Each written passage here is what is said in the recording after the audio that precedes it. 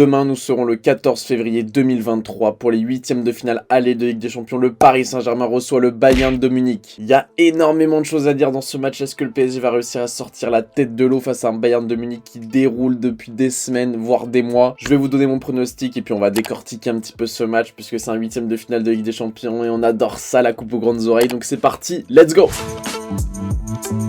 Déjà pour introduire le sujet, on peut dire que le PSG et Bayern de Munich ces dernières années ça se joue pas mal de fois. En 2017 en phase de poule, le PSG avait gagné 3-0 et perdu au match retour en phase de poule toujours 3-1 à Munich. C'était la première année avec Neymar, Dani Alves, etc. Je m'en souviens, on avait très bien joué au Parc des Princes avec cette victoire 3-0, c'était un putain de match. 2020 on a perdu en finale de Ligue des Champions avec ce raté de Kylian Mbappé. Forcément on s'en rappelle tous, ça nous fait tous mal au cœur dans ce Final 8, première finale de Ligue des Champions de l'histoire du Paris Saint-Germain. Et 2021 on a éliminé le Bayern de Munich avec un match fou de Keylor Navas et un match aller sous la neige à Munich avec des Neymar, des Mbappé et des Navas qui étaient totalement incroyables. C'était une double confrontation de fou, c'était très bon souvenir pour nous le Paris Saint-Germain. On a réussi à éliminer Bayern de Munich avec Colin Dagba titulaire, Kehrer, Danilo et Michel Bakker.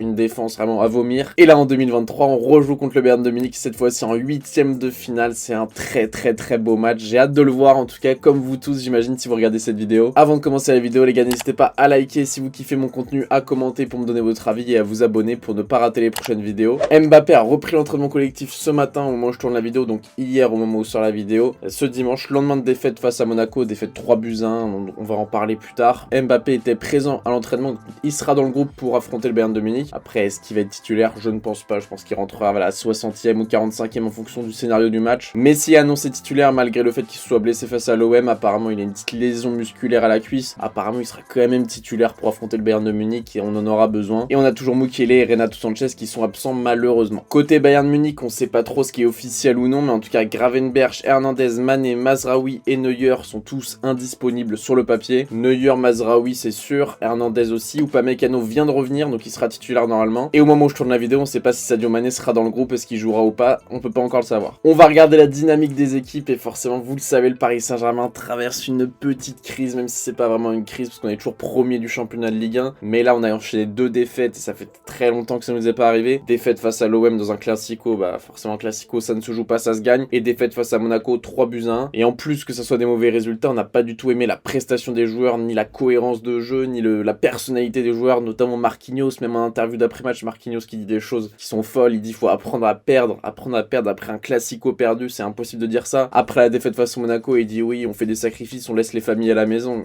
C'est n'importe quoi d'entendre des choses comme ça. Donc en ce moment, il y a plein de choses qui vont pas au Paris Saint-Germain. Heureusement, Presnel Kimpembe est toujours là pour écouter les supporters et faire un petit peu le lien entre l'équipe et les supporters. Mais avant la Coupe du Monde, le Paris Saint-Germain, on était invaincu. Il y avait la patte Christophe Galtier qui est arrivé. On se disait ouais super, tous les joueurs ont envie de montrer qu'ils sont encore au niveau, Neymar, Messi. Au final, je pense que c'était vraiment l'effet Coupe du Monde, tous les joueurs se préparaient pour la Coupe du Monde et au final bah on le voit maintenant, Neymar a beaucoup plus de mal par exemple. Et en face t'as un Bayern de Munich qui déroule, là je vous ai mis les derniers résultats par exemple. Bah depuis plus de 10 matchs, ils sont sur à peu près 15 matchs sans défaite, après il y a des matchs amicaux, il y a des choses comme ça, mais ils sont sur une dizaine de matchs sans défaite. Nagelsmann a vraiment pris en main ce groupe, même si l'année dernière ils se sont fait éliminer face à Villarreal. Tu sens que cette année Nagelsmann il passe la vitesse supérieure quand même en qualité de jeu, etc. Le Bayern c'est très impressionnant, même si je m'en souviens face à Leipzig, j'avais regardé le match et en deuxième mi-temps ils avaient été très mauvais le Bayern. Leipzig avait vraiment réussi à leur reprendre la possession du ballon, à prendre la main sur le jeu et je m'étais dit ça c'est bon pour le PSG. Forcément en termes de cote le Bayern est favori mais de peu, 2,45 la victoire du Bayern, 3,80 le match nul et 2,63 au moment où je tourne la vidéo la victoire du Paris Saint-Germain. Forcément les cotes sont très élevées parce que c'est un match très dur à pronostiquer, on sait pas dans quel sens ça va tourner. En termes de composition probable, la famille le Bayern ça sera donc normalement Müller numéro 9, Coman à gauche, Moussiala en 10, Moussiala il va nous faire mal je le sens, Sané à droite, Goretzka, Kimmich, Davies, De Ligt, Upamecano, Joao Cancelo, Sommer. Cancelo c'est vraiment la recrue qui vient nous faire très mal parce qu'on aurait pu avoir un petit Benjamin Pavard côté droit où on l'aurait allumé avec Mbappé ou Neymar. Là on a Joao Cancelo en face, pour moi le meilleur latéral droit du monde. Et côté Paris Saint-Germain, la famille, la compo pour web c'est Donnarumma, Danilo, Marquinhos, Ramos. Apparemment Galtier voudrait passer dans une défense à 3, je sais pas ce que vous en pensez, moi je trouve ça un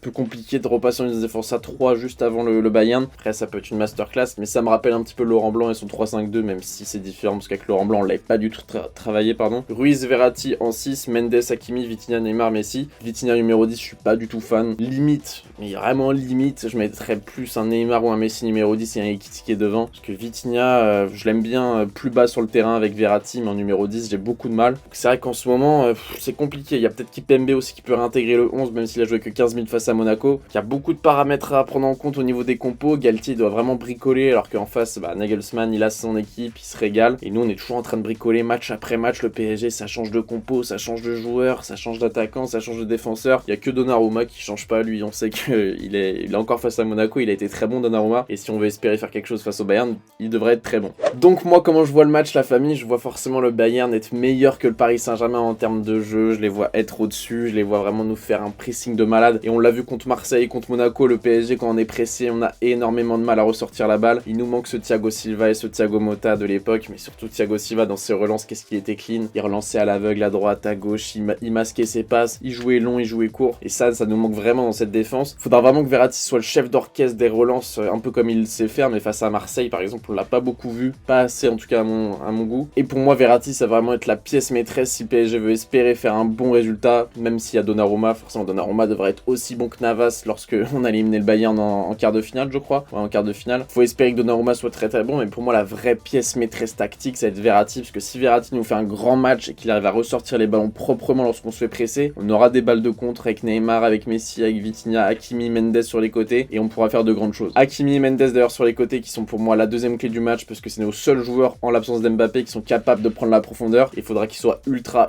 offensifs lorsqu'on aura la balle, mais il faut qu'ils soient capables après de revenir et de défendre sur des Sané, sur des Moussiala, sur des Müller, sur des Gnabry, et ça c'est loin d'être facile, donc ça va être vraiment la clé du match, l'apport offensif et défensif de Mendes et Hakimi pour moi. En face en plus t'as Davies et Cancelo qui sont eux aussi ultra offensifs, donc ça peut vite partir en couille, puisque t'auras Mendes et Hakimi qui défendront soit sur Coman, Davies d'un côté et Sané, Cancelo par exemple de l'autre. Donc vraiment les côtés lors de ce match sont pour moi encore plus que d'habitude. Dans tous les matchs les côtés ça peut être très important, mais pour moi dans ce match là, les couloirs ça va être la priorité des deux côtés, parce que si tu gagnes la bataille des couloirs là sur ce match, t'auras des boulevards, et peut-être que si Mendes et Hakimi jouent vraiment offensif, ça forcera Davies et Cancelo à jouer un petit peu plus bas, donc ça va être un vrai jeu d'échecs entre ces latéraux, et on va voir si Galtier arrive à remporter la bataille tactique face à un Nagelsmann qui est connu pour être un fin tacticien. Donc moi mon pronostic, la famille, c'est très compliqué, mais on sait que le Paris Saint-Germain, quand ils sont au fond du trou comme en ce moment, c'est là où ils nous surprennent le plus. Lorsqu'on les attend vraiment très très bons, ils nous déçoivent toujours, et lorsqu'on a peu d'attentes, c'est là où ils arrivent à nous réveiller. Christophe Galtier, Luis Campos et Sacramento, l'adjoint de Christophe Galtier, jouent leur saison sur ce match, donc ils ont intérêt à faire une vraie belle performance, tout comme les joueurs d'ailleurs, parce que si on se fait éliminer dès les 8e de finale de Ligue des Champions, en plus d'être aussi mauvais en Ligue 1, même si on est premier, mais on va dire que le jeu est vraiment dégueulasse, et on sait qu'à Paris, c'est très important, la philosophie de jeu, l'esthétisme, c'est pas pour rien qu'on dit que le PSG c'est la ville de la mode, etc. L'esthétisme, c'est très important au Paris Saint-Germain. Mais là, mardi, on veut que le résultat, on veut une victoire, on veut un résultat positif, au moins un match nul pour espérer au match retour. Moi, je vois une victoire 2-1. Je vous le dis direct, je vois une victoire 2-1. Vous allez me dire, mais Benoît, t'es fou, t'es complètement fou, le PSG, ils sont nuls en ce moment. Je vous le dis, les gars, le PSG, quand on est au plus bas, c'est là où on est les meilleurs. Et je pense que des Neymar, des Messi, ils vont prendre le jeu à leur compte. Et le but, c'est d'avoir un résultat positif et qu'au match retour, on puisse défendre et lancer Mbappé en profondeur. Sachant que là, je pense que Mbappé, quand il va rentrer à 60e, le Bayern, ils vont très vite reculer. Et ça va être très bon. Je pense qu'on va avoir une très belle fin de match. Donc, pour moi, il y a plein de raisons d'espérer que le PSG fasse un bon résultat. Faut juste espérer que Donnarumma, derrière, soit solide. Que Verratti soit dans un très grand jour pour nous faire vraiment le maestro de cette équipe. Que Mendes et Hakimi, pareil, soient dans un très grand jour et qui arrivent à vraiment faire des différences sur les côtés. Et espérer des exploits individuels de Neymar et Messi. Voilà la famille, j'espère que vous avez kiffé cette vidéo. N'hésitez pas à liker, à commenter et à vous abonner comme d'habitude si vous en voulez d'autres. Il y a énormément de vidéos qui sortent cette semaine. Il y a des vidéos sur le FC Nantes, sur le PSG et plein d'autres que je vous réserve. Donc n'hésitez pas à vous abonner la famille. C'était BR10, bonne matinée, bonne journée, bonne soirée, bonne nuit. On se retrouve très bientôt pour une nouvelle vidéo. Peace.